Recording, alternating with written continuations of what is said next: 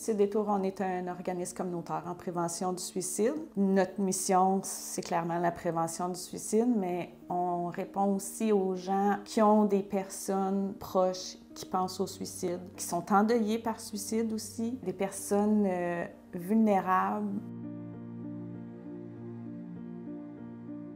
Dans le Fonds Suicide Détour, on a un hébergement 24/7 pour les personnes à risque suicidaire. On n'a pas besoin de référencement, que ce soit d'un médecin ou d'un travailleur social. La façon que ça fonctionne, la personne peut se présenter elle-même ou elle peut venir avec un ami. Le service, dans le fond, c'est pour encadrer la personne puis être en mesure de la retourner dans son milieu de façon sécuritaire. Fait que le temps qu'elle est ici, on fait un plan d'intervention avec la personne, puis on l'accompagne dans les démarches qu'elle a à faire. On offre aussi des suivis individuels. Ça peut être par téléphone ou ça peut être ici aussi. Bien sûr, on offre des services pour les endeuillés.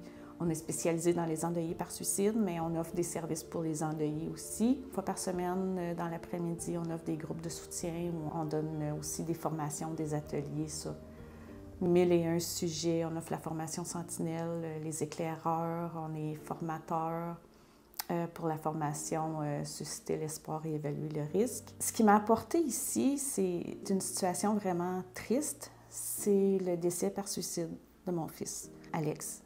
Il avait 19 ans à l'époque. On ne l'a pas vu venir. On se doutait pas de rien. Puis, un bon soir, son père m'a appelé pour m'annoncer qu'il avait trouvé Alex.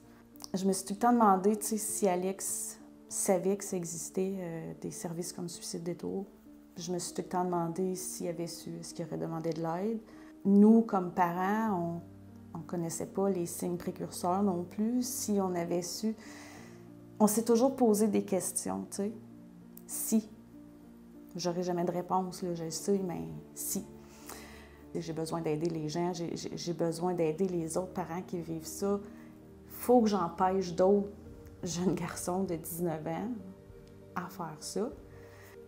C'est pour ça que l'organisme, c'est pas juste un travail, c'est une mission de vie pour moi.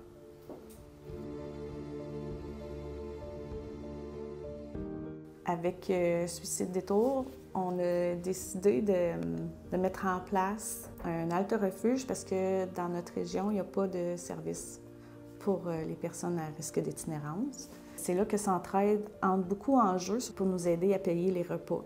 Nous, avec le refuge, on reçoit... Cet été, ça a été plus tranquille, on va se dire, mais quand même, on reçoit environ 8 à 10 personnes par soir. Donc, ces gens-là viennent dormir, manger, se doucher.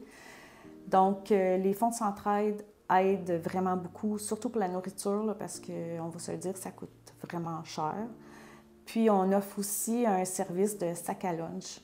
Pour ça, Centraide fait vraiment la différence parce qu'on s'entend, c'est pas notre mission première. Fait que c'est vraiment apprécié, puis je pense que les gens sont vraiment contents d'avoir ça aussi. Je prendrai un instant pour remercier, dans le fond, tous les gens qui donnent à Centraide. Puis je veux aussi vous rassurer, tu sais, des fois on se demande « elle va où l'argent? Est-ce qu'elle est bien utilisée? » Bien, je peux vous rassurer que oui, l'argent est bien utilisé. C'est remettre au suivant. C'est donner aux gens qui n'ont pas les moyens ou qui sont moins chanceux dans la vie. C'est pas tout le monde qui peut manger tous les jours, c'est pas tout le monde qui a des endroits pour dormir.